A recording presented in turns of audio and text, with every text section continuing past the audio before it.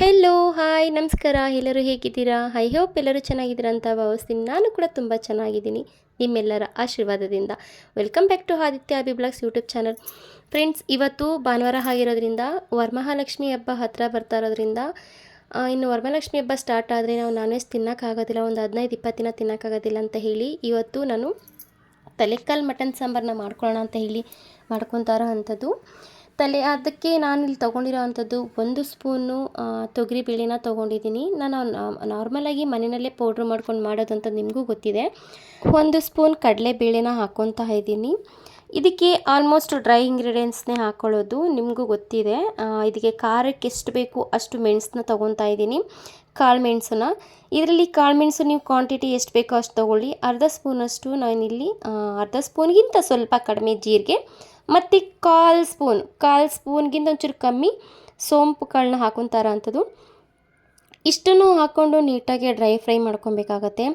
ನಾನು ನಾರ್ಮಲಾಗಿ non veg ಮಾಡ್ತು ಅಂತಂದರೆ ಚಿಕನ್ನೇ ಮಾಡಲಿ, ಮಟನ್ನೇ ಮಾಡಲಿ, ಫಿಶ್ಶೇ ಮಾಡಲಿ ಆ್ಯಂಡ್ ಸುಕ್ಕ ಈ ಥರದನ್ನ ನಾವು first of all non veg ನಾನು ಏನೇ ಮಾಡಿದ್ರೂ ರೆಡಿ ಮಸಾಲೆನ ಹಾಕೋದಿಲ್ಲ. ಮನೇಲಿ ಈ ಥರ ಏನಾದರೂ ಮಾಡ್ಕೊಂಡು ಹಾಕ್ತಾ ಇರ್ತೀನಿ ನಾನು.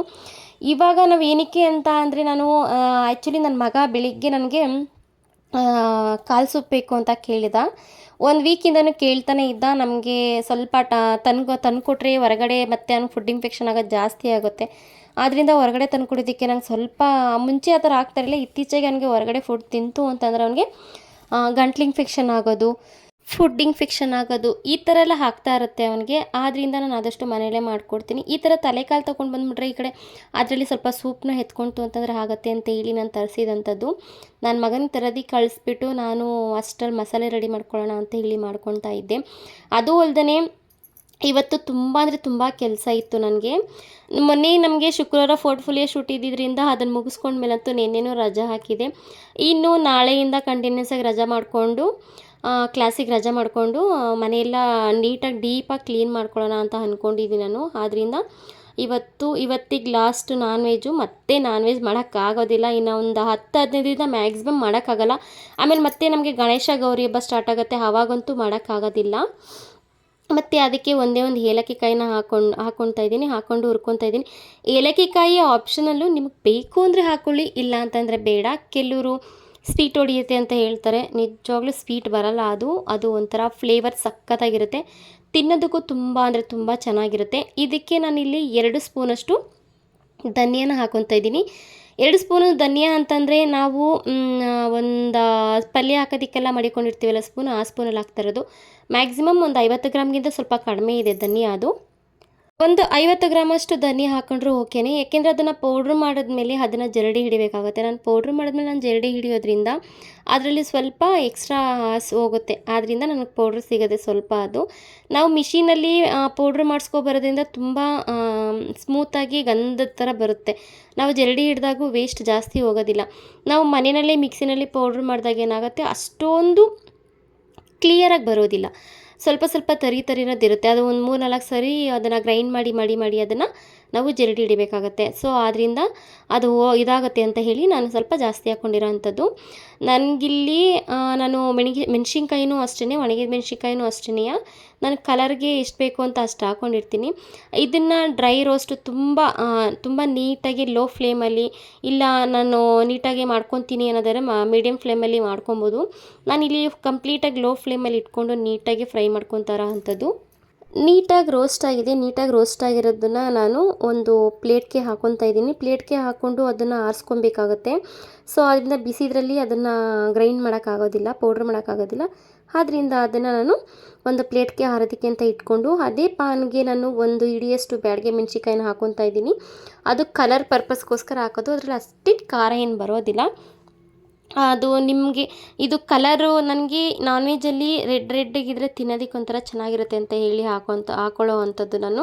ನಿಮ್ಗೆ ಆಪ್ಷನಲ್ ಇಲ್ಲ ನನಗೆ ರೆಡ್ ಕಲರ್ ಜಾಸ್ತಿ ಬೇಡ ಅಂತ ಅನ್ನೋರು ಬ್ಯಾಡಗೆ ಮೆಣಸಿನ್ಕಾಯಿನ ಕಡಿಮೆ ಮಾಡಿಕೊಂಡು ಖಾರ ಮೆಣಸಿನ್ಕಾಯಿ, ಮಣ್ಕಟ್ಟಿರೋ ಮೆಣಸಿನ್ಕಾಯಿ ಅಂತ ಬರುತ್ತೆ, ಅದನ್ನು ಜಾಸ್ತಿ ಮಾಡ್ಕೊಳ್ಳಿ. ನೀವು ಜಾಸ್ತಿ ಮಾಡ್ಕೊತು ಅಂತಂದರೆ ಸರಿ ಹೋಗುತ್ತೆ. ನಾನಿಲ್ಲಿ ಕಾಳು ಮೆಣಸು ಹಾಕಿರೋದ್ರಿಂದ ನಾನು ಅದನ್ನು ಖಾರ ಮೆಣಸಿನ್ಕಾಯಿನ ಕಡಿಮೆ ಹಾಕ್ಕೊತಾ ಇದ್ದೀನಿ. ಆಮೇಲೆ ಬ್ಯಾಡಗೆ ಮೆಣಸಿನ್ಕಾಯಿ ಸ್ವಲ್ಪ ಜಾಸ್ತಿ ಮಾಡ್ಕೊಂಡಿದ್ದೀನಿ ಕಲರ್ ಆಗಿರಲಿ ಅಂತ. ಆಮೇಲೆ ನಾನು ತೊಟ್ಟು ಸಮೇತನ ಹಾಕ್ತಾ ಇರೋ ಅಂಥದ್ದು ಮೆಣಸಿನ್ಕಾಯಿನ ಅದನ್ನು ಫ್ರೈ ಮಾಡೋದಕ್ಕೆ ಯಾಕೆಂದರೆ ತೊಟ್ಟು ತೆಗ್ದು ಹಾಕೋದ್ರಿಂದ ಬೀಜ ಅದ್ರದ್ದು ಬಿತ್ತ ಇರುತ್ತಲ್ಲ, ಅದರದ್ದು ಬಿತ್ತ ಎಲ್ಲ ಉದ್ರಿದ ಮೇಲೆ ಘಾಟ್ ಹೊಡಿಯುತ್ತೆ, ಮನೆ ಒಳಗಡೆ ಎಲ್ಲ ಫುಲ್ ಘಾಟ್ ಹೊಡಿಯುತ್ತೆ. ಸೊ ಆದ್ದರಿಂದ ನಾನು ಆ ಥರ ಮಾಡ್ಕೊತಿರೋ ಅಂಥದ್ದು. ಅದು ನೀಟಾಗಿ ಫ್ರೈ ಮಾಡಿಕೊಂಡು ಅದರದ್ದು ತೊಟ್ಟೆಲ್ಲ ತೆಕ್ಕೊಂಡು ಪೌಡ್ರ್ ಮಾಡ್ಕೊಬೇಕಾಗತ್ತೆ. ಇನ್ನು ಅದು ಕಂಪ್ಲೀಟಾಗಿ ನೀಟಾಗಿ ಫ್ರೈ ಆಗಿದೆ. ಅದನ್ನು ಕೂಡ ನಾನು ಒಂದು ಅದೇ ಪ್ಲೇಟ್ಗೆ ಹಾಕಿ ಎತ್ತಿಕೊಂತಾರ ಅಂಥದ್ದು. ಎತ್ತಿಕೊಂಡು ಅದೇ ಪಾನ್ಗೆ ನಾನು ಸ್ಟವ್ನ ಆಫ್ ಮಾಡ್ಕೊಂಡ್ಮೇಲೆ ಒಂದು ಸ್ಪೂನ್ ಗಸಗಸೆಯನ್ನು ಹಾಕಿ ಫ್ರೈ ಮಾಡ್ಕೊತಾರಂಥದ್ದು. ಅದು ಸ್ಟವ್ ಉರಿಯುವಾಗ ಹಾಕುವಂಥ ಅವಶ್ಯಕತೆನೇ ಇಲ್ಲ, ಯಾಕೆಂದರೆ ಸೀದೋಗ್ಬಿಡುತ್ತೆ. ಆಮೇಲೆ ಅದು ಒಂಥರ ಪಟ ಅಂತ ಸಿಡಿದಾಗ ಆ ಕಡೆ ಈ ಕಡೆ ಹೆಗ್ರೋಗ್ಬಿಡುತ್ತೆ ಗಸಗಸೆ ತುಂಬ ಸಣ್ಣ ಇರೋದ್ರಿಂದ. ಆದ್ದರಿಂದ ನಾನು ಲಿಫ್ಟ್ನ ಆಫ್ ಮಾಡಿಕೊಂಡು ಸ್ಟವ್ನ ಆಫ್ ಮಾಡಿಕೊಂಡು ಅದೇ ಪಾನ್ ಏನು ಬಿಸಿ ಇದೆಯೋ ಅದೇ ಪಾನ್ ಬಿಸಿಗೆ ಅದನ್ನು ಫ್ರೈ ಮಾಡ್ಕೊತಾರ ಅಂಥದ್ದು. ಆ ಥರ ಮಾಡಿಕೊಂಡ್ರೆ ನೀಟಾಗಿ ಕೆಂಪಗೆ ಆಗೋಗ್ಬಿಡುತ್ತೆ. ಬೇಕಾದರೆ ನೀವೇ ನೋಡ್ಬೋದು ಎಷ್ಟು ರೆಡ್ಗಾಗಿದೆ ಅಂತ ಹೇಳಿ. ಸೊ ಅದರಿಂದ ಅದನ್ನು ತೆಗೆದು ಪಾತ್ರೆಗೆ ಒಂದು ತಟ್ಟೆಗೆ ಹಾಕ್ಕೊಂಡು ಮತ್ತು ಸ್ಟವ್ನ ಹಚ್ಕೊಂಡು ಒಂದು ಪಾತ್ರೆನ ಇಟ್ಕೊತಾ ಇದ್ದೀನಿ. ಪಾತ್ರೆನ ಬಿಸಿಗೆ ಇಟ್ಕೊಂಡು ಪಾತ್ರೆಗೆ ಸ್ವಲ್ಪ ಎಣ್ಣೆ ಹಾಕ್ಕೊತಾರಂಥದ್ದು. ನಾನು ಸ್ಟಾರ್ಟಿಂಗ್ ಏನು ಮಾಡಿದೆ, ಪಾತ್ರೆಯಲ್ಲಿ ಮಾಡ್ಕೊಳ್ಳೋಣ ಅಂತೇಳಿ ಪಾತ್ರೆ ಇಟ್ಕೊಂಡೆ. ಆದರೆ ಪೀಸು ಸ್ವಲ್ಪ ತೀರ ದಪ್ಪ ಹೊಡೆದಿದ್ರು. ಅದರಿಂದ ಬೇಯಲ್ವ ಅಂತೇಳಿ ಕಾಲನ್ನಂತೂ ತುಂಬ ಉದ್ದ ಹಾಕ್ಬಿಟ್ಟಿದ್ರು ಹಂಗೆ. ನಾನು ಹೋದರೆ ಕಾಲನ್ನ 4 ಪೀಸ್ ಮಾಡಿಸ್ತೀನಿ. ಸೊ ನನ್ನ ಮಗ 2 ಪೀಸ್ ಮಾಡಿಸ್ಕೊಂಡು ಹಾಕ್ಸ್ಕೊಬಂದ್ಬಿಟ್ಟಿದ್ದ. ಆದ್ದರಿಂದ ಅದು ಬೇಯಲ್ವ ಅಂತ ಹೇಳಿ ನಾನು ಸ್ವಲ್ಪ ಉಪ್ಪನ್ನು ಹಾಕ್ಕೊಂಡು ಸ್ವಲ್ಪ ಕುದಿಸ್ಕೊತಾ ಇದ್ದೆ. ಸ್ವಲ್ಪ ನೀರು ಬಿಡೋ ತನಕ ಫ್ರೈ ಮಾಡಿಕೊಂಡು ಆಮೇಲೆ ಕುಕ್ಕರ್ಗೆ ಹಾಕ್ಕೊಳ್ಳೋಣ ಅಂತ ಹೇಳಿ ನಾನು ಆ ಥರ ಮಾಡ್ಕೊಂಡಿದ್ದಂಥದ್ದು. ನಾವು ಏನೇ ಮಾಡಿದ್ರೂ ನಾನು ಮ್ಯಾಕ್ಸಿಮಮ್ ಇದರಲ್ಲಿ ತಲೆಕಾಲು ಮಟನ್ನ ನಾನು ಕೂಗ್ಸೋದಕ್ಕೆ ಹೋಗೋದೇ ಇಲ್ಲ. ಏಕೆಂದರೆ ಅವರು ಬಂದು ಆಲ್ಮೋಸ್ಟ್ ಒಂದು 15 kg ಒಳಗಡೆ ಮರಿನೇ ಅವರು ಕುಯ್ಯೋ ಅಂಥದ್ದು, ಕಟ್ ಮಾಡೋ ಅಂಥದ್ದು. ಆದ್ದರಿಂದ ಅದನ್ನು ಕೂಗ್ಸೋವಂಥ ಅವಶ್ಯಕತೆ ಇರಲ್ಲ. ಸೊ ಇದು ಕಾಲು ಕೂಡ ತುಂಬ ದಪ್ಪ ಇತ್ತು. ಆದ್ದರಿಂದ ನನಗೆ ಬೇಯಲ್ವೋ ಅಂತ ಹೇಳಿ ನನಗೆ ಸ್ವಲ್ಪ ಕನ್ಫ್ಯೂಸ್ ಆಯಿತು ಅಂತ ಹೇಳಿ ಬಿಟ್ಟು, ಮತ್ತು ನಾನು ಆವಾಗಲೇ ಫ್ರೈ ಮಾಡಿ ಇಟ್ಟಿದ್ದಂಥದ್ದು ಮಸಾಲೆ ಪೌಡ್ರದು ಧನಿಯಾ ಮತ್ತು ಮೆಣ್ಸಿಕಾಯನ್ನು ಎತ್ತಿಟ್ಟಿದೆ ಹಾರೋದಕ್ಕೆ ಅಂತೇಳಿ ಅದನ್ನೆಲ್ಲ ಬಿಡಿಸ್ಕೊಂಡು ಪೌಡ್ರ್ ಮಾಡಿ ಇಟ್ಕೊಂಡಿದ್ದೆ. ಎಷ್ಟು ಚೆನ್ನಾಗಿತ್ತು ಅಂತಂದರೆ ನಿಜವಾಗ್ಲೂ ಸೀರಿಯಸ್ಲಿ ನಾವು ಅಲ್ಲೇ ಪೌಡ್ರ್ ಮಾಡಿ ಅಲ್ಲೇ ಮಾಡ್ತೀವಲ್ಲ, ಅದು ಸಾಂಬಾರು ತುಂಬ ಟೇಸ್ಟ್ ಇರುತ್ತೆ. ಪೌಡ್ರೂ ಅಷ್ಟೇ ತುಂಬ ಘಮ ಅಂತಿರುತ್ತೆ. ನಾನು ಅದನ್ನು ಪೌಡ್ರ್ ಮಾಡಿ ಜರಡಿ ಹಿಡಿಯೋ ಟೈಮಲ್ಲೂ ಅಷ್ಟೇ ನನ್ನ ಮಗ ಬಂದು ಗಮ್ ಅಂತಿದೆ ಅಂತ ಹೇಳ್ತಾ ಇದ್ದ. ಇನ್ನು ನಾನು ಅದನ್ನು ನೀಟಾಗಿ ಪೌಡ್ರ್ ಮಾಡಿಕೊಂಡು ಜರಡಿ ಹಿಡ್ಕೊಂಡೆ. ಎಷ್ಟಾಗುತ್ತೆ ಅಷ್ಟು ಜರಡಿ ಹಿಡ್ಕೊಂಡು ಮಿಕ್ಕಿದ್ದನ್ನು ನೆಕ್ಸ್ಟ್ ಟೈಮು ಏನಾದರೂ ನಾವು ಮಸಾಲೆದು ಪಲ್ಯ ಮಾಡಿದಾಗ ಅದಕ್ಕೆ ಅದ್ರ ಉದುರಿಸಿದ್ರೆ ಚೆನ್ನಾಗಿರುತ್ತೆ. ಅದೊಂಥರ ನಾವು ಈ ಸುಕ್ಕ ಮಾಡಿದಾಗ ಏನಾದರೂ ಒಂಥರ ಡ್ರೈ ಪಲ್ಯ ಮಾಡ್ತೀವಲ್ಲ, ಅದು ಮಾಡಿದಾಗ ಅದು ಜರಡಿ ಹಿಡ್ದಿರೋದು ಹಾಕೋ ಸಖತ್ತಾಗಿರುತ್ತೆ. ಅದಕ್ಕೆ ಅದನ್ನು ಎತ್ತಿಕೊಂಡೆ. ನನಗೆ ಎಷ್ಟು ಬೇಕು ಪೌಡ್ರ್ ಸಿಕ್ತು ನನಗೆ.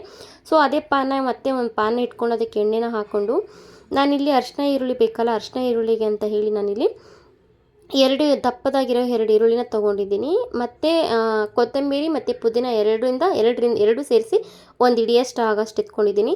4 ಹಸಿಮೆಣ್ಸಿಕಾಯಿನ ಕಟ್ ಮಾಡ್ಕೊಂಡಿದ್ದೀನಿ. ಮತ್ತು ಇಲ್ಲಿ ದಪ್ಪದು 3 ಗೆಡ್ಡೆ ಬೆಳ್ಳುಳ್ಳಿನ ಎತ್ತಿಕೊಂಡಿರೋಂಥದ್ದು.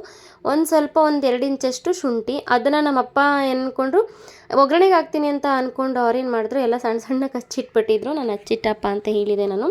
ಸೊ ಅದರಿಂದ ಅವರು ಹಚ್ಚಿಟ್ಟಿದ್ರು. ಸೊ ಅದನ್ನೆಲ್ಲ ಹಾಕಿ ಮತ್ತು ಅದನ್ನು ನೀಟಾಗಿ ಫ್ರೈ ಮಾಡ್ಕೊತಾರ ಅಂಥದ್ದು. ನಾನು ಈ ಥರ ಮಾಡೋದು ಏನಕ್ಕಪ್ಪ ಅಂತಂದರೆ ಬೇಗ ಕುಕ್ ಆಗುತ್ತೆ ಅಂತ ಹೇಳಿ ಮಾಡೋ ಅಂಥದ್ದು. ಅದಕ್ಕೆ ಚಕ್ಕೆ ಲವಂಗ ಎಷ್ಟು ಖಾರಕ್ಕೆ ಎಷ್ಟು ಬೇಕೋ ಏನು ಅಂತ ನೋಡಿಕೊಂಡು ಸ್ವಲ್ಪ ಚಕ್ಕೆ ಲವಂಗನ ಹಾಕ್ಕೊತಾರ ಅಂಥದ್ದು. ಹಾಕ್ಕೊಂಡು ಅದನ್ನು ನೀಟಾಗಿ ಫ್ರೈ ಮಾಡಿಕೊಂಡು ಅದನ್ನು ಪೇಸ್ಟ್ ಮಾಡಿಕೊಂಡು ಇಲ್ಲಿ ನಾನು ಪಾತ್ರೆಯಲ್ಲಿ ಇಟ್ಕೊಂಡಿದ್ದಂಥದ್ದು ತಲೆಕಾಲು ಮಟನ್ನ ಸ್ವಲ್ಪನಾರು ಬೆಂದಿರುತ್ತೆ ಅಂತ ಅಂದ್ಕೊಂಡೆ. ಆಲ್ಮೋಸ್ಟ್ ನಾನು ಈ ಟೈಮಲ್ಲಿ ಉಪ್ಪಾಕಿ ಬೇಯಿಸ್ಕೊಂಡ್ಬಿಡ್ತೀನಿ. ಮಿಡಲಲ್ಲ ನಾನು ಜಾಸ್ತಿ ಉಪ್ಪು ಹಾಕೋಕ್ಕೆ ಹೋಗಲ್ಲ. ತೀರಾ ಸಪ್ಪೆ ಏನಾರು ಆಯಿತು ಅಂದರೆ ಮಾತ್ರ ಲೈಟಾಗಿ ಉಪ್ಪನ್ನು ಆ್ಯಡ್ ಮಾಡ್ಕೊಳ್ಳೋ ಅಂಥದ್ದು. ರುಬ್ಬಿದಂಥ ಮಸಾಲೆನ ಹಾಕಿ ಅದಕ್ಕೆ ಕ್ವಾಂಟಿಟಿಗೆ ಎಷ್ಟು ಬೇಕು, ನನಗೆ ಸೂಪ್ ಎಷ್ಟು ಬೇಕು ಅಂತ ನೋಡಿಕೊಂಡು ಆ ಸೂಪಿಗೆ ತಕ್ಕನಾಗಿ ನಾನು ಸ್ವಲ್ಪ ವಾಟರ್ನ ನೀರನ್ನ ಹಾಕ್ಕೊಂಡು ಮತ್ತು ಇದನ್ನು ಹೀಗೆ ಬಿಟ್ಟರು ಮತ್ತು ಮಕ್ಕಳು ಎಲ್ಲ ಹೊಟ್ಟೆ ಹಸಿವು ಅಂತ ಹೇಳ್ತಾಯಿದ್ರು. ಲೇಟಾಗಿ ಹೋಗ್ಬಿಟ್ಟಿತ್ತು. ಹೀಗೆ ಬಿಟ್ಟರೆ ಆಗಲ್ಲ ಅಂತೇಳಿ ನಾನೇನು ಮಾಡಿದೆ, ಕುಕ್ಕರ್ಗೆ ಹಾಕಿ 2 ವಿಷಿಲ್ ತೆಗೆಸ್ಕೊಂಡೆ. ಅದು 2 ವಿಷಿಲ್ ತೆಗಿಯೋವಂಥ ಮಿಡಲಲ್ಲೆಲ್ಲ ನಾನು ಕಬೋರ್ಡೆಲ್ಲ ಕ್ಲೀನ್ ಮಾಡೋದಿತ್ತು. ಕಬೋರ್ಡ್ನೂ ಕೂಡ ನಾನು ಕ್ಲೀನ್ ಮಾಡಿಕೊಂಡೆ. ಅದನ್ನು ನಾನು ವೀಡಿಯೋ ಮಾಡೋಕ್ಕಾಗಲಿಲ್ಲ. ಸೊ ಪಕ್ಕದಲ್ಲಿ ಚಿಕ್ಕದೊಂದು ಜಾರ್ನ ಇಟ್ಕೊಂಡು ಆ ಜಾರ್ಗೆ ಟೊಮೆಟೊ 2 ಚಿಕ್ಕದು ಒಂದೇ ಒಂದು ಟೊಮೆಟೊನ ಹಾಕ್ಕೊಂಡಿರೋ ಅಂಥದ್ದು. ಟೊಮೆಟೊ ಆಪ್ಷನಲ್, ಬೇಕು ಅಂದರೆ ಹಾಕ್ಕೊಳ್ಳಿ, ಇಲ್ಲಾಂದ್ರೆ ಇಲ್ಲ. ಅದು ಟೇಸ್ಟ್ ಪರ್ಪಸ್ಗೋಸ್ಕರ ಹಾಕುವಂಥದ್ದು. ನಮ್ಮ ಹಳ್ಳಿ ಸೈಡಲ್ಲೆಲ್ಲ ಇದೇ ರೀತಿಯೇ ಮಾಡೋದು, ನಾನು ಕೂಡ ಅದೇ ರೀತಿಯೇ ಮಾಡೋದು. ನಾನು ಬೇರೆಯವರು ಯಾವ ಥರ ಮಾಡ್ತಾರೆ ನೋಡೋಣ, ಟೇಸ್ಟ್ ಚೇಂಜ್ ಮಾಡೋಣ, ಆ ಥರ ಮಾಡೋಣ ಈ ಥರ ಮಾಡೋಣ ಅಂತೆಲ್ಲ ಮಾಡೋಕ್ಕೆ ಹೋಗೋದಿಲ್ಲ ನಾನು. ನನಗೆ ಹೆಂಗೆ ಅನಿಸುತ್ತೋ ಆ ರೀತಿ ನಾನು ಮಾಡ್ತೀನಿ. ಬಟ್ ನಮ್ಮ ಮನೆಗೆ ನಂಗೆ ತುಂಬ ಚೆನ್ನಾಗೇ ಇರುತ್ತೆ, ಎಲ್ಲರೂ ಇಷ್ಟಪಟ್ಟು ತಿಂತಾರೆ. ನಾನು ಮಾಡೋ ನಾನ್ ವೆಜ್ ಅಂತೂ ತುಂಬ ಇಷ್ಟಪಟ್ಟು ತಿಂತಾರೆ, ನನ್ನ ಮಕ್ಕಳಾಗಿರ್ಬೋದು, ಮತ್ತು ನಮ್ಮ ಅತ್ತಿಗೆ ಆಗಿರ್ಬೋದು, ನಮ್ಮ ಅಣ್ಣನೂ ಅಷ್ಟೇ. ನಮ್ಮಮ್ಮ ಯೂಶ್ವಲಿ ಯಾರೇನು ಮಾಡಿದ್ರೂ ಇಷ್ಟಪಟ್ಟು ತಿನ್ನಲ್ಲ ನಮ್ಮಮ್ಮ. ಸೊ ನಾನು ಮಾಡೋದನ್ನ ಅಟ್ಲೀಸ್ಟ್ ಚೆನ್ನಾಗಿದೆ ಅಂತ ಹೇಳಾದರೂ ತಿಂತಾರೆ, ನನಗೆ ಖುಷಿ ಆಗುತ್ತೆ. ನಮ್ಮಮ್ಮ ಯಾರು ಮಾಡಿದ್ರೂ ಒಪ್ಪಲ್ಲ. ಸೊ ಇವಾಗ ಅದು ಮಟನ್ ಬೆಂದಿರೋ ಮಟನ್ಗೆ ನನ್ನ ಮಗನಿಗೆ ಚಿಕ್ಕವನಿಗೆ ಸ್ವಲ್ಪ ಅದು ಗ್ರೀನ್ದು ಅರಿಶಿನ ಅದು ಉರ್ಬಾಡು ಅಂತ ಹೇಳ್ತಾರೆ ನಮ್ಮ ಕಡೆ ಅದಕ್ಕೆ. ಅದು ಸ್ವಲ್ಪ ಎತ್ಕೊಂಡು ಅವನಿಗೆ ಕೊಟ್ಟು, ಮತ್ತು ರುಬ್ಬಿದಂಥ ಫಸ್ಟ್ ಖಾರನ ಹಾಕ್ಕೊತಾರ ಅಂಥದ್ದು ನಾನು. ಖಾರ ಮತ್ತು ಅದಕ್ಕೆ ನೀರು ಎಷ್ಟು ಬೇಕೋ ಅಷ್ಟನ್ನು ಹಾಕೊಂಡು, ಟೊಮೆಟೊ ಮತ್ತು ಸಾಂಬಾರು ಪೌಡ್ರನ್ನ ಹಾಕಿ ರುಬ್ಕೊಂಡಿದ್ವಲ್ಲ ಅದನ್ನು ಅದಕ್ಕೆ ಹಾಕಿ ಅದನ್ನು ಚೆನ್ನಾಗಿ ಬೇಯಿಸ್ಕೊತಾ ಇದ್ದೀನಿ. ಅದು ಸ್ವಲ್ಪ ಹಸಿ ವಾಸನೆ ಹೋಗಬೇಕು. ಟೊಮೆಟೊ ಎಲ್ಲ ಹುರಿದಿರಲ್ವಲ್ಲ, ನಾವು ಹಾಗೆ ಹಾಕಿರ್ತೀವಲ್ಲ, ಹಸಿ ವಾಸನೆ ಹೋಗಬೇಕು. ಹಸಿ ವಾಸನೆ ಹೋಗೋ ತನಕ ನೀಟಾಗಿ ಕುಕ್ ಮಾಡ್ಕೊಬೇಕಾಗತ್ತೆ. ಸೊ ನಾನು ಅದೇ ರೀತಿ ಮಾಡಿದಂಥದ್ದು. ಹಾಕಿ ಅದಕ್ಕೆ ನೀರು ಎಷ್ಟು ಬೇಕೋ ಅಷ್ಟು ಹಾಕ್ಕೊಂಡು, ಉಪ್ಪು ಖಾರ ಎಲ್ಲ ನೋಡಿಕೊಂಡೆ ನಾನು, ಮತ್ತೆ ನೋಡಿಕೊಂಡು ಕುಕ್ ಆಗೋದಕ್ಕೆ ಅಂತ ಬಿಟ್ಟೆ. ಅದು ಮಸಾಲೆ ಎಲ್ಲ ನೀಟಾಗಿ ಕುಕ್ಕಾಗಿ ಸೈಡಲ್ಲೆಲ್ಲ ಎಣ್ಣೆ ಬಿಟ್ಕೊತಾ ಇತ್ತು. ಆ ಎಣ್ಣೆ ಬಿಟ್ಕೊತಾ ಇದ್ದಿದ್ದಂಥದಕ್ಕೆ ಈಗ ನಾನು ತೆಂಗಿನಕಾಯಿಗೆ ಸ್ವಲ್ಪ ಕಡಲೆ ಅಂತಂದರೆ 1 ಸ್ಪೂನಷ್ಟು ಕಡಲೆನ ಹಾಕಿ ನಾನು ರುಬ್ಕೊಂಡಿರೋ ಅಂಥದ್ದು ತೆಂಗಿನಕಾಯಿನ. ನೀವು ತೆಂಗಿನಕಾಯಿನ ತಿನ್ನಲ್ಲ ಅನ್ನೋರು, ಕೆಲವರು ತೆಂಗಿನಕಾಯಿ ತಿನ್ನೋದಿಲ್ಲ. ಸೊ ಅಂಥವ್ರು ಏನು ಮಾಡಿ, ತೆಂಗಿನಕಾಯಿನ ಚೆನ್ನಾಗಿ ಪೇಸ್ಟ್ ಥರ ಮಾಡಿ ಅದರದ್ದು ಹಾಲನ್ನ ತೆಗ್ದು ಹಾಕಿ ಚೆನ್ನಾಗಿರುತ್ತೆ. ನಾಟಿ ಕೋಳಿ ಸಾಂಬಾರಿಗೆ, ಮೊಟ್ಟೆ ಕೋಳಿ ಸಾಂಬಾರಿಗೆಲ್ಲ ತೆಂಗಿನಕಾಯಿ ಹಾಲನ್ನೇ ಹಾಕೋದು ನಾನು ಕೂಡ. ಕೆಲವೊಂದು ಟೈಮು ಹಾಗೆ ಹಾಕ್ತೀನಿ. ನಾನು 2 ಥರ ಮಾಡ್ತೀನಿ, ಮೊಟ್ಟೆ ಕೋಳಿ ಸಾಂಬಾರು, ನಾಟಿ ಕೋಳಿ ಸಾಂಬಾರು 2 ಥರ ಮಾಡ್ತೀನಿ. ಒಂದಕ್ಕೆ ತೆಂಗಿನಕಾಯಿ ಹಾಲು ಹಾಕ್ತೀನಿ, ಇನ್ನೊಂದಕ್ಕೆ ತೆಂಗಿನಕಾಯಿ ಸೇರಿಸಿ ಹಾಕ್ತೀನಿ. ಆ ಥರ ಮಾಡೋವಂಥದ್ದು. ನೋಡಿ ಎಷ್ಟು ನೀಟಾಗಿದೆ. ಸಾಂಬಾರಂತೂ ತುಂಬ ಚೆನ್ನಾಗಿದೆ. ಬ್ರೈನು ಕೂಡ ಪಕ್ಕದಲ್ಲಿ ಅದೇ ಸಾಂಬಾರನ್ನ ಹಾಕಿ ಬೇಯಿಸ್ಕೊಂಡಿದ್ದಂಥದ್ದು. ಫೈನಲಿ ನಮಗೆ ತಲೆಕಾಲು ಮಟನ್ ಸಾಂಬಾರಂತೂ ರೆಡಿ ಆಯಿತು. ನಾವೆಲ್ಲ ಹಾಕ್ಕೊಂಡು ಊಟ ಮಾಡಿಕೊಂಡು ಮತ್ತು ನಾನಿನ್ನೂ ಊಟ ಮಾಡಿರಲಿಲ್ಲ. ಮಾಡಿ ಎಲ್ಲ ಮಕ್ಕಳು ಕೊಟ್ಬಿಟ್ಟು ನಾನೇನು ಮಾಡಿದೆ, ನಾನು ಮತ್ತು ನನ್ನ ದೊಡ್ಡ ಮಗ ನಮ್ಮ ಮನೆಯಲ್ಲಿ ತುಂಬ ದಿನ ಒಂದು 5 ವರ್ಷನೇ ಆಗಿತ್ತು, 2 ಆನೆನ ತೊಗೊಬಂದಿದ್ವಿ. ಅಂದರೆ ನಿಜವಾದ ಆನೆ ಎಲ್ಲ ಕಣ್ರಪ್ಪೋ, ನಿಜವಾದ ಆನೆ ಅನ್ಕೊಂಬಿಟ್ಟಿರಾ, ನಿಜವಾದ ಆನೆ ಎಲ್ಲ. ನಾವು ಲಕ್ಷ್ಮಿ ಕೂರಿಸಿದಾಗ ಆ ಕಡೆ ಈ ಕಡೆ ಇಡೋದಕ್ಕೆ ಅಂತ ಹೇಳಿ ಆನೆನ ತೊಗೊಂಡು ಬಂದಿದ್ದಂಥದ್ದು. ಹಾಲೆ ಒಂದು 5 ವರ್ಷದ ಮೇಲೆ ಆಗೋಗ್ಬಿಟ್ಟಿತ್ತು. ಅದೆಲ್ಲ ಸ್ವಲ್ಪ ಕಲರ್ ಹೋಗ್ಬಿಟ್ಟಿತ್ತು ಅಂತ ಹೇಳಿ ಅದಕ್ಕೆ ಪೇಂಟಿಂಗ್ ಮಾಡೋಣ ಅಂತೇಳಿ ಗೋಲ್ಡ್ ಕಲರ್ ಪೇಂಟ್ನ ತರಿಸಿದೆ ನಾನು.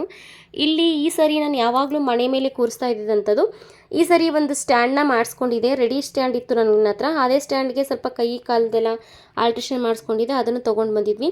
ಅದೆಲ್ಲದಕ್ಕೂ ಪೇಂಟ್ ಹೊಡೆಯೋಣ ಅಂತ ಹೇಳಿ ನಾನು ನನ್ನ ಮಗ ಇಬ್ಬರು ಕೂತ್ಕೊಂಡು ಪೇಂಟ್ನೂ ಹೊಡ್ಕೊಂಡು ಮನೆಯೂ ಕ್ಲೀನ್ ಮಾಡಿಕೊಂಡು ಎಲ್ಲ ರೆಡಿ ಮಾಡ್ಕೊಂಡಿದ್ದಾಯಿತು. ಸೊ ರೆಡಿ ಮಾಡ್ಕೊಂಡು ಇನ್ನು ನಾಳೆ ಮನೆ ದೇವ್ರ ಮನೆಯೆಲ್ಲ ಕ್ಲೀನ್ ಮಾಡ್ಕೊಬೇಕಾಗತ್ತೆ ಅಂತೇಳಿ ಇವತ್ತಿಂದೆಲ್ಲ ಇದೆಲ್ಲ ಕ್ಲೀನ್ ಮಾಡ್ಕೊಂಡಿದೆ.